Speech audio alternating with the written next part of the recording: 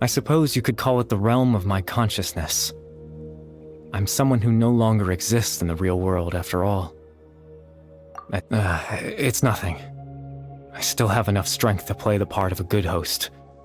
I've always hoped that I'd get the chance to talk to you like this, and now, the time has finally arrived.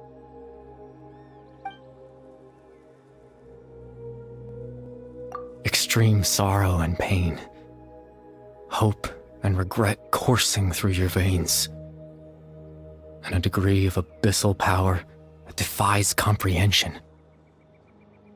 Father told me that once I possessed all those elements, I would become the loom of fate.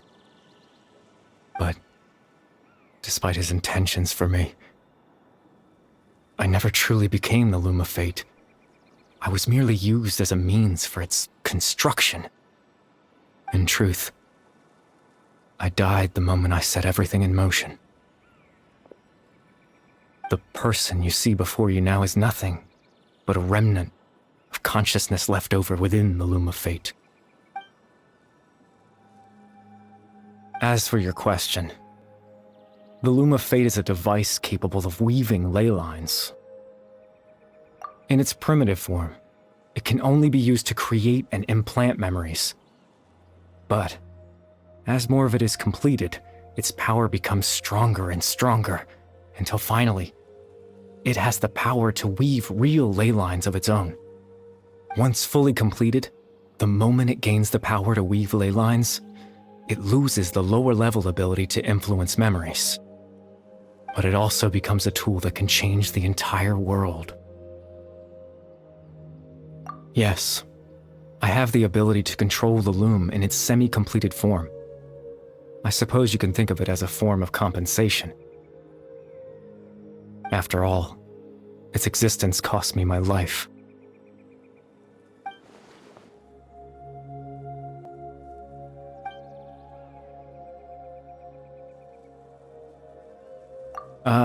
That. I was wrong to implant those memories. I'm sorry I caused so much trouble. Not only for everyone in the village, but for you as well. I just wanted them to feel like I once existed in this world. As if I had a chance at life.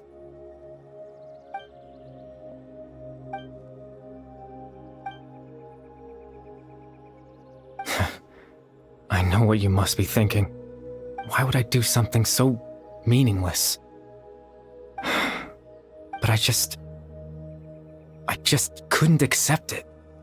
I had to know what it would be like if I had my own life. What kind of person I would be. What other people would think of me. Chief Amadia, Baram, Granny Jahiyat, Atosa.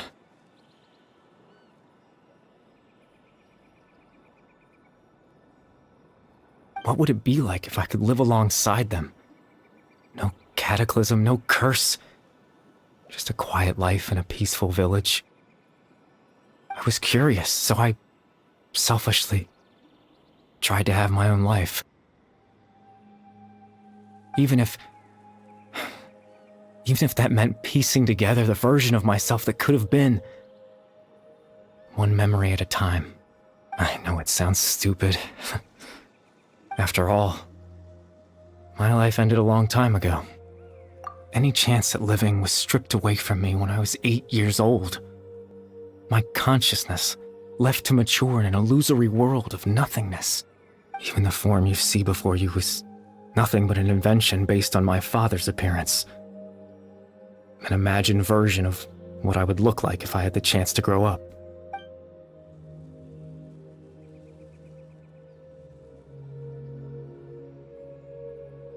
I know.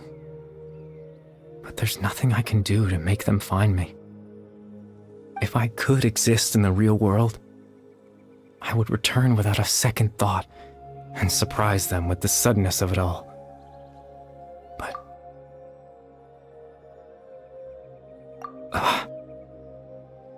I know.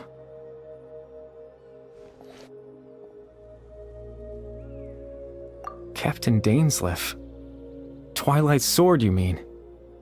No need to meet up with him. Things should already be settled on his end. Exactly.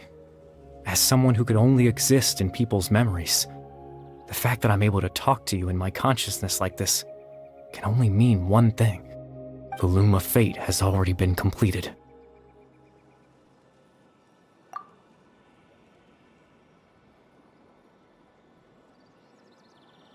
No need to worry about Captain Dainsleif. He's absolutely fine.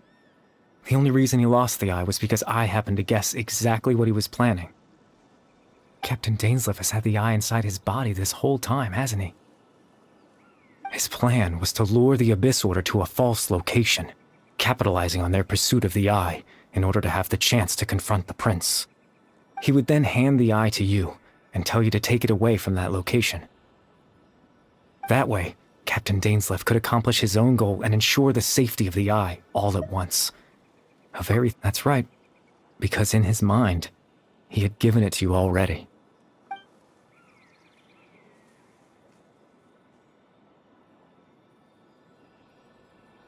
Before you two entered that false location. Traveler, wait.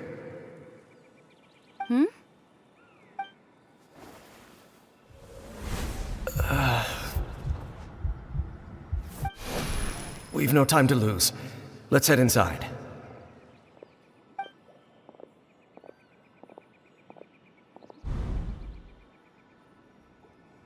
That was when I implanted the memory of him handing you the eye. Given the tense situation at that time, Captain Dainsleif failed to notice anything out of the ordinary, and took that memory to be real. I'm sorry, Traveler, but I needed the Loom of Fate to be completed. And to do that, we had to retrieve the eye.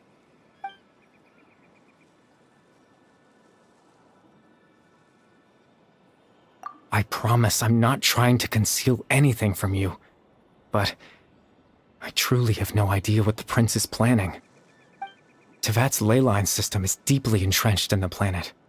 Creating new ley lines can neither replace nor extend the ones that already exist. In the face of everything they could be planning, I fear I'm too insignificant to even get a glimpse of the bigger picture. In any case, I had my own use for the Loom of Fate, and my goal, at least, has been achieved. You remember my father, don't you? Clotar Alberic. I believe you saw him in your sibling's memory. After he used the power of the Abyss to restore consciousness to my hilichurl form, I suffered from an indescribable level of mental anguish.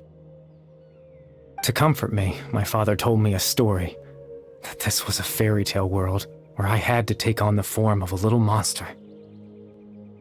That story managed to dispel my fears, even if just for a moment. My goal was simple, to use the Loom of Fate in its near-completed form, when its ability to create memories was at its strongest, to implant a specific memory into the minds of the hilichurls. In that memory, I would tell them a story, just like my father did for me. It was a story of fairy tales and love.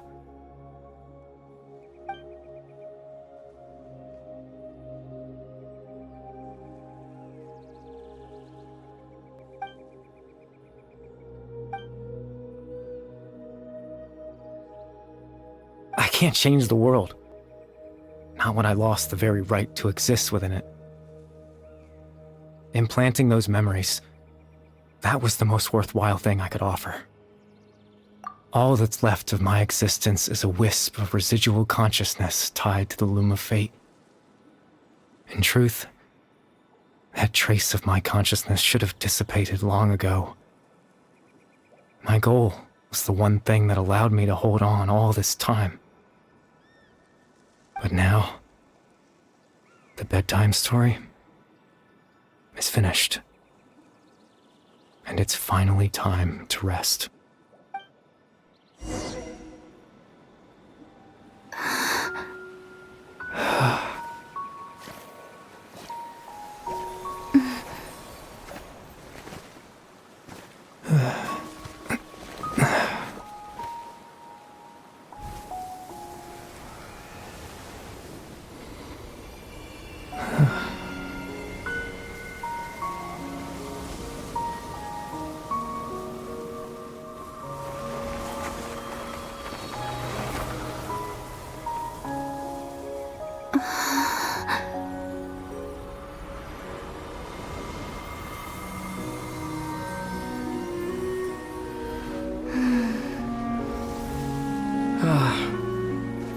Looks like I was too late to see Kari Bear one last time.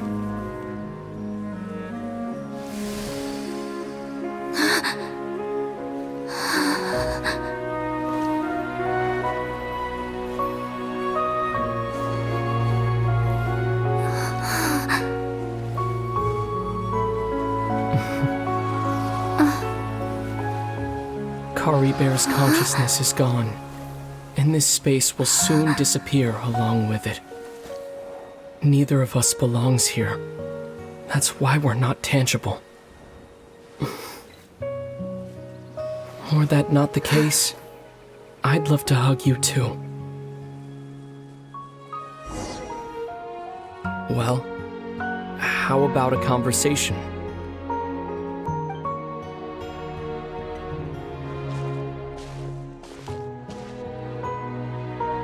The chance to just stop and talk like this is certainly not easy to come by. Wouldn't you agree? That battle earlier was tough. The one against Dane, I mean. I didn't expect that after everything, he would still hesitate to raise his sword against me. Were it not for that, perhaps I'd still be no match for the Twilight Sword. Even after 500 years. The Loom of Fate, huh? I still haven't found a way to utilize it to its full potential. But there's still time. Before the heavenly principles awaken.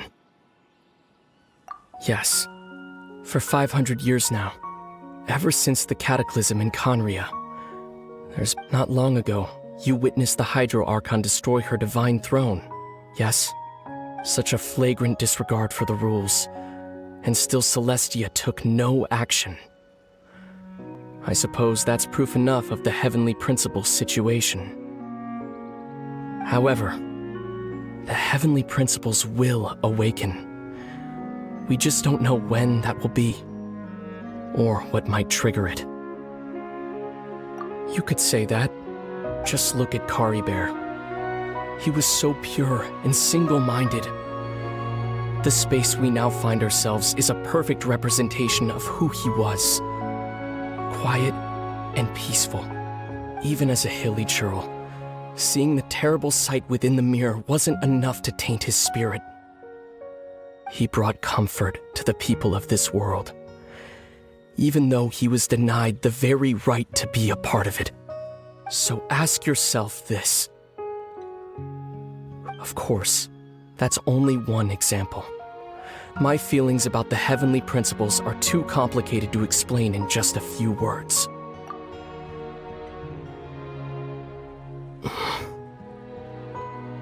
Lumine?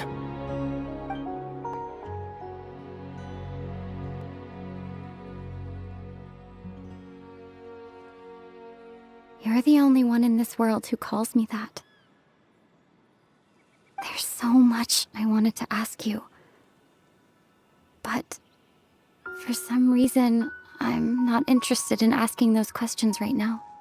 There's just one thing I have to ask. One thing I could never understand. Why? Why can't we continue our journey together?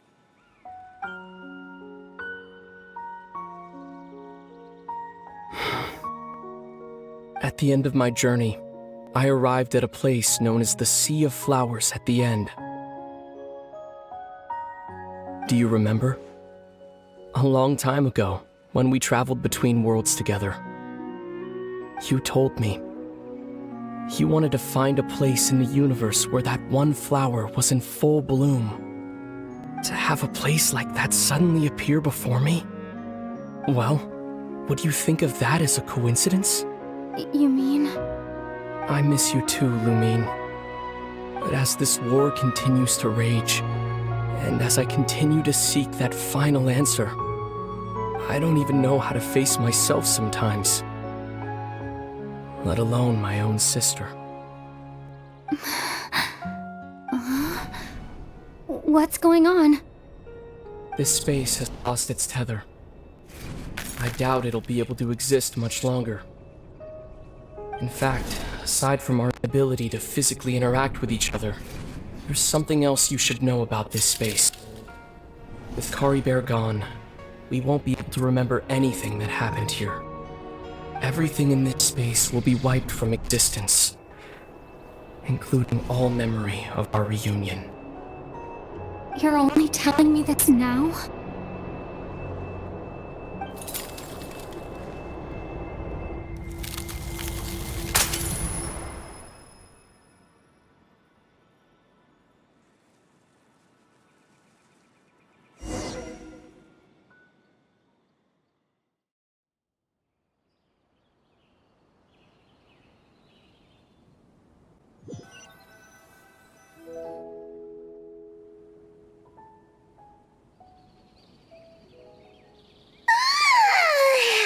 Still so sleepy. Paimon's head feels all fuzzy. Oh, Paimon woke up a little earlier than you, so Paimon will fill you in. The villagers said that they saw us sleeping near the village yesterday. And Dane came by just now. It looked like he was injured. He didn't say anything, though. Just made sure that you were all right and left. Kinda seemed like he had a lot on his mind, but that's Dane for ya. Let's think for a second. We were in that memory, and we saw that guy you called Caribert. He was the missing villager that we've been trying to find, right? And after that, Paimon doesn't remember what happened. Wait, really? What a score!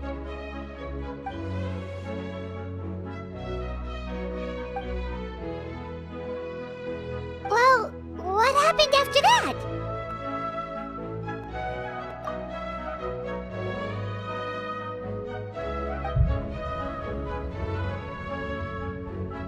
Ah, there you are. Sleep well?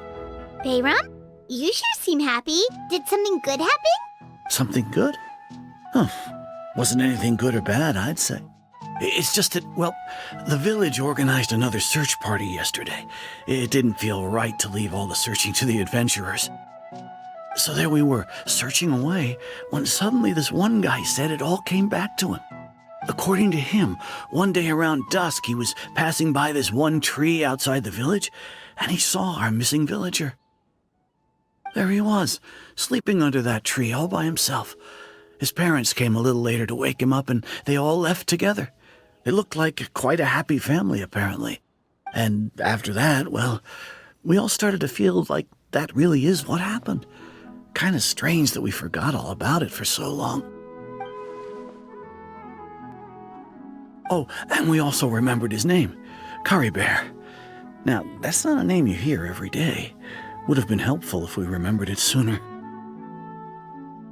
Well, I hope he's happy wherever he is, and we're all relieved now that we know what happened.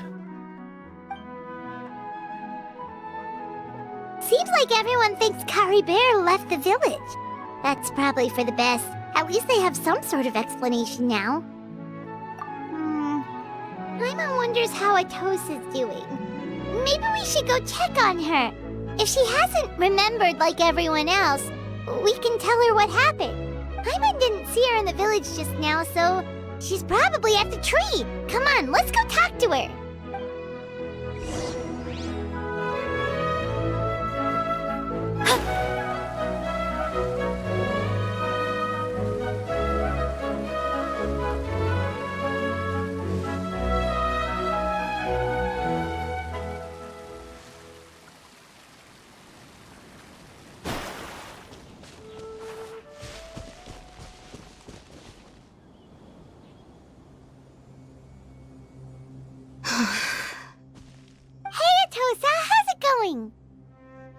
Oh, it's you two.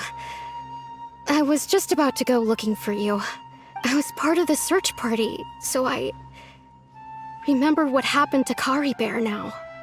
Honestly, I just can't believe I forgot something so important. He always seemed to appear out of nowhere, and now he left just as quickly. If Caribert wants me to forget about the time we spent together, then I'm willing to try. I relied on him for a lot of things, but I'm sure with enough time, even the deepest of attachments can fade.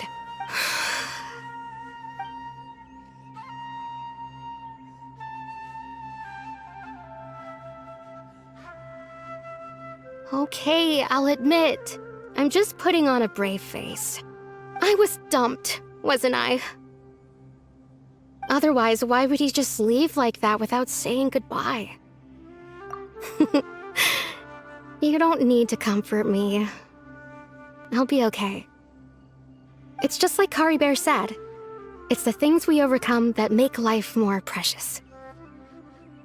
And you know, if he has a heart, maybe he'll come back and see me one day.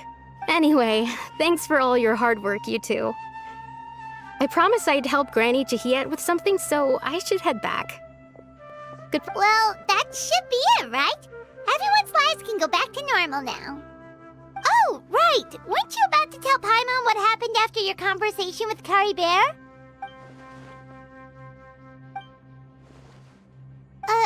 A picture? Where'd that come from? Let Paimon see.